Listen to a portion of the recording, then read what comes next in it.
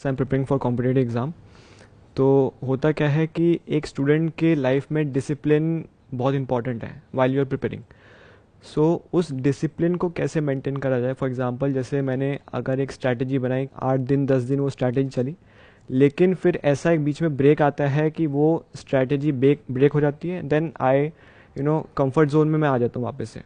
तो सर उस डिसिप्लिन को कैसे मेंटेन करके रखूँ for long period of time, so that I can be grow in my career. तो आपको क्लियर है कि आपको ये एग्जामिनेशन क्रैक करना है, जी सर। आपको ये भी क्लियर है कि उसके लिए डिसिप्लिन ज़रूरी है, बिल्कुल sir.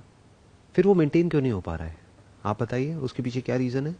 Sir actually I feel कि जब एक पीरियड आता है कि जहाँ पर मुझे लगता है कि नहीं, अब आई एम इन कंट्रोल, अब मैं आगे बढ़ सकता हूँ, आगे उस चीज़ को फॉलो कर सकता हूँ, डे आगे अपने दिन को बढ़ा सकता हूँ अपने अकॉर्डिंगली। बट ऐसा एक मोमेंट आता है कि फॉर एग्जांपल मैंने कुछ देर मोबाइल चला लिया, कुछ दिन मैंने किसी से ऐसे बात कर ली जिस पे मेरा ध्यान वहाँ से भटक गया।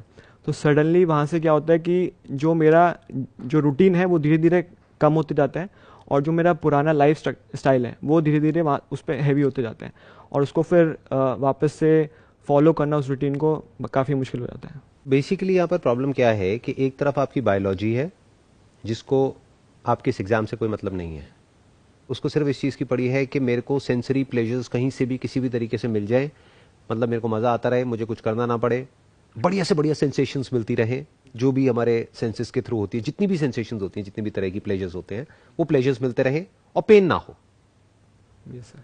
तो बेसिकली जो फंडामेंटली जो प्रॉब्लम है वो ये है कि अब या तो ये जो पढ़ाई आप कर रहे हो, ये जो तैयारी कर रहे हो, ये प्लेजर होता उससे बड़ा या एटलीस्ट उतना ही जितना कि वो है, वो जो सेंसरी प्लेजर्स हैं आपके लिए, है ना? बट ऐसा तो है नहीं, क्योंकि अगर वो होता तो ये क्वेश्चन ही नहीं उठता। Yes sir. वो आपके लिए पेन है, तभी तो वहां पे ध्यान को लगाना पड़ रहा है, यस और ध्यान अपने आप कहीं और लग रहा है। यस। फॉर एग्जाम्पल मैं आपको एक सिंपल एग्जाम्पल देता हूं, आपके दादाजी या आपके परदादाजी कोई भी आपको एक मैप दे देते हैं अपनी डेथ से पहले कि बेटा ये मैप है, वहां जाएगा हमारे उस पुराने घर में, तेरे को वहां पे खोदना है, और वहां पे नीचे ना कुछ खजाना दबा हुआ है जिसकी वैल्यू आज की डेट में करोड़ों रुपए की है। तो अब उसको खोदने में मानो 10 दिन लगने वाले हैं, और आप किसी और की हेल्प नहीं ले सकते, नहीं तो सबको पता लग जाएगा। तो अकेले आपको खोदना है अगले 10 दिन तक, या ये मान लो अगले 1 महीने तक। वो काम हो जाएगा या नहीं हो पाएगा? सर हो जाएगा। क्यों? क्योंकि आउटकम क्लियर है माइंड में कि 1 महीने बाद गारंटेड है कि मुझे ये मिल जाएगा। यस। अभी जो आप कर रहे हो वहां पे यही सर्टेन नहीं है कि आपका होगा या नहीं होगा। यस। एक रेस है जहां पे आप चाहे जितना मर्जी तेज भाग लो, बट अकेले आपसे कुछ नहीं होता, बाकियों पर भी डिपेंड करता है कि वो कितना तेज भाग रहे हैं।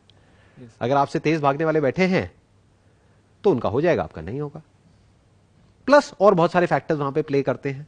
उस मूवमेंट में जिस वक्त आप वो एग्जाम दे रहे हो, तब आपका थॉट प्रोसेस क्या है, आपका माइंडसेट क्या है, यू आर नॉट श्योर कि होगा या नहीं होगा, तो माइंड उस डायरेक्शन में काम ही नहीं कर रहा। माइंड क्या बोलेगा अपने आप को कि मैं इतना एफर्ट करता रहा हूं, पता नहीं होगा भी या नहीं होगा। Exactly sir. जैसे अभी मैंने खजाने वाली बात करी, तो मानो आपके दादाजी ने परदादाजी ने आपको कोई नक्शा नहीं दिया है, ऐसे ही आपने कहानियां सुन ली है कहीं से कि ऐसे खोदते हैं ना हम कहीं जाकर के किसी किले में, तो खजाना मिल जाता है, और आप खोदे चले जा रहे हो। कब तक खोदते रहोगे? सर गोल ही क्लियर नहीं है, कहाँ जाना है, क्या करना है। नहीं, गोल तो क्लियर है, क्योंकि आपने कहानियां सुनी है बहुत लोगों से कि ऐसे ऐसे कुछ महल होते हैं पुराने, उनके आसपास में पहले के जमाने में क्या होता था, कुछ घर होते थे, वहां पे लोग ना अपने सोने के चांदी के सिक्के गाड़ के रखते थे। तो ये 4 घर है, अगर चारों को खोदोगे तो एक आध में से कहीं ना कहीं से कुछ ना कुछ मिल जाएगा। लेकिन कहानियां हैं, उसकी होने की प्रोबेबिलिटी बहुत कम है। हो सकता है, इंपॉसिबल नहीं है, बट प्रोबेबिलिटी क्या है? May be 1%। 99% क्या है कि चारों को खोदोगे कुछ भी नहीं मिलेगा। तो अब क्या होगा? दोनों में कुछ फर्क है। जो पहली सिचुएशन मैंने जो पहला एग्जांपल दिया था कि दादाजी ने बताया और आप खोद रहे हो, और अब जब आपको पता ही नहीं है कि वहां से निकलेगा भी कुछ या नहीं निकलेगा, कुछ होगा भी या नहीं होगा 4 महीने बाद, दोनों में एफर्ट में कुछ फर्क है। सर फर्स्ट में आउटकम पता है आपको कि यहीं पर ही मैं खोदूंगा तो मुझे खजाना मिल जाएगा। सेकंड में मेरे को एफर्ट ज़्यादा लगाना पड़ेगा, और उसके बाद पता भी नहीं है कि मिलेगा कि नहीं मिलेगा। तो दोनों में ये फ़र्क है कि वहाँ पर श्योरिटी है आपको कि हाँ यहाँ पर होगा, मेरे को मिलेगा, बट वहाँ पर श्योरिटी कम है, या फिर 1% जो आपने कहा। वो कम है या बहुत कम है? बहुत कम है सर। कम में और बहुत कम में बड़ा फर्क होता है। Yes sir. कम मतलब क्या? 50-50 है। Yes sir. बट बहुत कम मतलब क्या, 1% सक्सेस 99% फेलियर। क्या ऐसे ही नहीं है आपके जो भी कॉम्पिटिटिव एग्जाम्स हैं उन सब में? सक्सेस की पॉसिबिलिटी क्या है? Sir 1 out of 1000, 2000, 10,000। Even worse than what I was talking about. Yes मैं तो कह रहा हूं 1 out of 100, what you are saying is 1 out of 1000। Yes sir. Problem की जड़ मिल रही है आपको, पकड़ में आ रही है। प्रॉब्लम ये नहीं है कि आप एफर्ट नहीं कर सकते हो फिजिकली या मेंटली। प्रॉब्लम ये भी नहीं है कि जो आपको प्लेजर्स मिलते हैं उससे आप अपना ध्यान हटा सकते हो, क्योंकि कुछ और इंटरेस्टिंग आपको नजर आता है तो वहां से ध्यान हट जाता है। जैसे मैंने वो एग्जांपल दिया ना, 1 महीने तक खजाना खोदोगे अपने दादाजी के कहने पे, Yes, sir. तो उस वक्त क्या ये सब ध्यान आएगा कि मोबाइल पे कुछ देख लूं? माइंड में गोल बिल्कुल क्लियर होगा कि मैं एक खजाना खोदने का काम कर रहा हूं, 1 महीने बाद यहां से कुछ निकलने वाला है।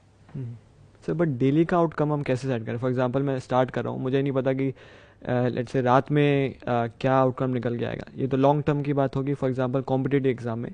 बट डेली बेसिस पे जैसे कुछ स्टूडेंट्स बात कर रहे हैं कि मैं डेली बेसिस पे गोल बनाता हूँ, और देन वो पता नहीं चलता कि 6 महीने बाद आप किस लेवल पे पहुँच जाते हो, और आपको एक एंड ऑफ लाइट, टनल के बाहर जो लाइट है वो दिखने लग जाते हैं कि हाँ मैं कर सकता हूँ क्रैक। बट वो उन्होंने बोला कि डेली बेसिस पे आपको चलना पड़ेगा, डेली बेसिस पे आपको एफर्ट डालने पड़ेंगे। तो वहाँ पर आउटकम स्टिल थोड़ा क्लियर होता है कि हाँ मैं अगर ऐसे ऐसे चलूँगा तो शायद। कोई भी ये नहीं बता सकता कि आप कितना काम करोगे और उसके बेसिस पे आपका क्रैक होगा या नहीं होगा। क्यों? क्योंकि हर एक के लिए काम की डेफिनेशन अलग अलग है। आप हो सकता है दिन में 4 घंटे काम करोगे और कोई सीनियर है जिसका क्रैक हो गया है, उसने आकर के आपको सलाह दे दी कि भाई इस तरह से अगर आप डिसिप्लिन को आप फॉलो करोगे, डेली दिन में 4 घंटे करोगे या 6 घंटे करोगे और ये नहीं करोगे तो आपका हो जाएगा। वो किस बेस पे बोल रहा है? आपके बेस पे, अपने बेस पे? अपने एक्सपीरियंस के बेस पे। बट क्या आप और वो सेम हो बॉडी वाइज और साइकोलॉजी वाइज? आपकी जो साइकोलॉजी है, आपकी जो बॉडी है, वो सेम है या अलग अलग है? बिल्कुल अलग अलग है सर। तो फिर ये फॉर्मूला कहां से आया? अब मैं आपको डिमोटिवेट नहीं कर रहा हूं, मैं आपसे सिर्फ क्वेश्चनिंग कर रहा हूं। कुछ लोग जो इंटेलिजेंट नहीं है ना, वो इन बातों को ये समझेंगे कि मैं डिमोटिवेट कर रहा हूं। मोटिवेशन का मतलब वो क्या समझते हैं कि कहीं भी रेस हो रही है वहां पे जाकर के बोलते रहो अरे बहुत बढ़िया हो जाएगा, तेरा हो जाएगा, never give up, never give up, go on go on go on. ये नहीं है मोटिवेशन। मैं क्या कर रहा हूं, मैं आपसे एक्चुअल में समझने की कोशिश कर रहा हूं कि प्रॉब्लम क्या है, उसकी जड़ क्या है और उसका सोल्यूशन क्या है। सो जो प्रोडक्टिविटी की डेफिनेशन है वो सबके लिए अलग अलग है। ऐसे ऐसे लोग हैं जिनका पास में क्रैक हुआ है, मेरी बात को वेरीफाई करना हो तो उन लोगों से जाकर के बात कर लो जिनका क्रैक हुआ है, 10 अलग अलग लोगों से। 10 का प्लान सेम नहीं मिलेगा। कोई होगा जो कहेगा कि मैंने दिन में 2-3 घंटा काम किया, बाकी टाइम रिलैक्स किया। कोई होगा जो कहेगा मैंने तो दिन में 12-12 घंटे काम किया। उसका भी हो गया, उसका भी हो गया। अब आपके लिए दोनों में से सही कौन सी है? ऐसे समझना होता है कि 10 अलग अलग लोग अपनी अलग अलग स्ट्रैटेजीज बताएंगे। अगर आप ध्यान से समझोगे कि उसने क्या किया, कैसे किया। उन 10 में से किसी की गर्लफ्रेंड होगी, किसी की नहीं होगी। तो जिसकी नहीं होगी वो कहेगा कि मैं इन चक्रों में नहीं पड़ा, इस वजह से मेरा हो गया। Yes exactly. जिसकी होगी वो कहेगा कि उसने ही मुझे हेल्प किया। किसी का ब्रेकअप हो गया होगा तो वो कहेगा कि मेरा ब्रेकअप हो गया, इस वजह से मेरा नहीं हुआ। कोई दूसरा मिलेगा जो कहेगा मेरा ब्रेकअप हो गया, इसी वजह से मेरा हो गया, क्योंकि मैंने अपना सारा गुस्सा वहां निकाल दिया। तो कोई फॉर्मूला तो है ही नहीं। आप मेरे से भी क्या चाहते हो? फॉर्मूला। जिससे भी आप बात करते हो आप क्या चाहते हो? फॉर्मूला। बट आपका कैसे क्रैक होगा, कैसे नहीं होगा, उसके लिए सबसे पहला स्टेप क्या होगा? पहले आपकी पर्सनैलिटी को समझना, आपकी साइकोलॉजी को समझना, आपके बैकग्राउंड को समझना। कुछ ऐसा हो सकता है कि जो भी आप तैयारी कर रहे हो इसको क्रैक करने के लिए, वो इंटरेस्टिंग हो जाए, उसमें मजा आने लग जाए। Sir I have tried many times actually. जो मैंने ये फॉलो करा था 10-15 दिन का, कि 15-20 डेज में पढ़ता हूँ, फिर देन ब्रेक हो जाता है। देन नेक्स्ट टाइम जब मैं प्लानिंग करता हूँ तो मेरा बेसिकली ये होता है कि जो पुरानी प्लानिंग है उससे थोड़ा सा डिफरेंट हो, बिकॉज अब फिर से उसी जोन में जाएंगे तो कहीं ना कहीं आपका जो माइंड कहेगा कि नहीं, आप 7 से 11 मैथ्स पढ़ते हो तो अब 7 से 11 थोड़ा कोई अदर सब्जेक्ट पढ़ो। इसमें मेन सब्जेक्ट्स कौन से हैं जिसपे आपको सबसे ज्यादा ध्यान देना है? Basically mathematics. तो बेसिकली इसमें आप कह रहे हो कि जो एग्जामिनेशन आपको क्रैक करना है इसमें मैथमेटिक्स का बहुत बड़ा रोल है, सबसे बड़ा रोल उसी का है। जी सर। तो अब आपको क्या चाहिए कि किसी तरीके से उस सब्जेक्ट में आपको मजा आने लग जाए, उस सब्जेक्ट में इंटरेस्ट आ जाए, उससे ज्यादा जितना कि आपको मोबाइल पे टाइम पास करने में आता है। तो काम हो गया ना? Yes sir. ये है प्रॉब्लम की जड़। तो अब वो कैसे होगा? मैथमेटिक्स में इंटरेस्ट कैसे आएगा? जो भी मैथमेटिशियंस पास्ट में हुए हैं उनके बारे में पढ़ो ना। तो तो आपको पता लगेगा कि लोग कहां कहां तक गए हैं, किस किस लेवल तक गए हैं। उनकी बायोग्राफीज पढ़ो, कहानी तो है। अगर कोई ऐसी कहानी आपके दिमाग में बैठ जाए जो कि आपके माइंड में कोई आइडल बन जाए कि मुझे भी इसी लेवल का मैथमेटिशियन बनना है, तो मान लेते हैं आप उस लेवल का नहीं बनोगे, बट एटलीस्ट इस लेवल का तो बन जाओगे कि वो एंट्रेंस क्रैक हो जाएगा, आपका काम हो जाएगा। You must fall in love with mathematics, that is the solution of this problem, not discipline. Because if you are in love with mathematics and even if the outcome is not clear, you are enjoying what you are doing. Exactly. तो आपके 1-2 साल waste नहीं हुए, और कुछ नहीं तो 2 साल बाद आप एक बेटर मैथमेटिशियन बन गए जो थे 2 साल पहले। क्रैक नहीं भी हुआ तो नहीं भी हुआ तो कुछ मिल गया ना, आउटकम तो क्लियर हो गया। यस। तो अब इससे क्या हुआ, तीनों प्रॉब्लम सॉल्व हो गई। आपकी 3 प्रॉब्लम्स थी। एक थी कि जो काम आप कर रहे हो उसमें मजा नहीं है, तो मजा कैसे आएगा, मैंने आपको बताया। ऐसी कहानियां पढ़ो जिसको पढ़ करके, जिसके बारे में सुन करके वो इतनी इंस्पिरेशनल हो, उसमें कुछ ऐसा हो कि वो आपको अंदर से भगाए। उससे क्या हुआ, आपको अब वो करने में मजा आने लग गया। दूसरा, आउटकम को क्लियरली डिफाइन करो माइंड में। आउटकम मस्ट नॉट बी कि मेरा ये होना चाहिए, क्योंकि वो होना है ना होना आपके हाथ में नहीं है। तो आप क्या बोलो, हो गया तो बहुत बढ़िया है, मुझे ये करने में मजा आ रहा है। क्या करने में, मैथमेटिक्स सीखने में, और मैं ये करता रहूंगा अगले 1-2 साल तक। तो क्या बनूंगा मैं, या तो मैं एक बहुत अच्छा मैथमेटिशियन बन जाऊंगा, या मुझे जॉब मिल जाएगी। अब मेरे को जॉब तो मिल गई, साथ ही साथ मैं एक तगड़ा मैथमेटिशियन भी बन गया। तो आउटकम भी क्लियर हो गया, प्रोसेस में मजा आने लग गया, जर्नी में मजा आने लग गया। अगर ये 2 चीजें एक्चुअल में आप कर लेते हो, जैसे मैं बता रहा हूं, लिख करके पेपर पे अपने माइंड में, आउटकम को भी क्लियर कर लेते हो, प्रॉपर्ली डिफाइन कर लेते हो कि ये मेरा गोल है अगले 2 साल बाद, आइदर अ ग्रेट मैथमेटिशियन और a public sector employee, I am okay with both the options. और 2 साल तक की जर्नी में मैं अपने ऊपर काम करूंगा और अपनी स्किल को बेटर करता चला जाऊंगा, अपनी नॉलेज को और बेटर करता चला जाऊंगा। सिर्फ वही नहीं सीखूंगा जो सिलेबस में, इसके अलावा भी सीखूंगा। Now you are falling in love with the subject and the journey. तो जब ये होगा तो क्या होगा, अपने आप ही ध्यान जो छोटे मोटे प्लेजर्स है वहां से हट जाएगा। वो सब चलेंगे साथ साथ में, बट कम, ऐसा नहीं छूट जाएंगे, बट उतने ही होंगे जितने की होने चाहिए। प्यास लगी, पानी पिया, काम खत्म। भूख लगी, खाना खाया, काम खत्म। फिर वो सब चीजें भी बुरी नहीं है। क्यों, क्योंकि अगर आप इतना एफर्ट लगा रहे हो अपनी नॉलेज को बेटर करने में, तो आपको बीच बीच में रिलैक्सेशन भी तो चाहिए ना। तो वो सब एक रिलैक्सेशन का काम करेगा। फॉर एग्जाम्पल, आपने बहुत काम किया, बहुत पढ़ाई करी, ये करा वो करा। डिसिप्लिन का मतलब ये नहीं होता कि गधों की तरह बस लगे रहो। उसका मतलब क्या है कि आपने 2-4-5 घंटे में आपने क्या अचीव किया है। तो आपको ये समझ आया कि अच्छा, मैं यहां था 3 घंटे पहले, अब मैं यहां आ गया हूं। अब मेरी जो ब्रेन है, मेरी जो बॉडी है, वो रिलैक्सेशन मांग रही है। Let me go out and watch a movie. तो अपने आप को रिवॉर्ड दिया आपने तब जब एक्चुअल में कुछ अचीव किया। This is actual discipline. क्योंकि अगर इस तरीके से आप आगे बढ़ते हो ना लाइफ में, तो लाइफ में भी बहुत आगे जाओगे।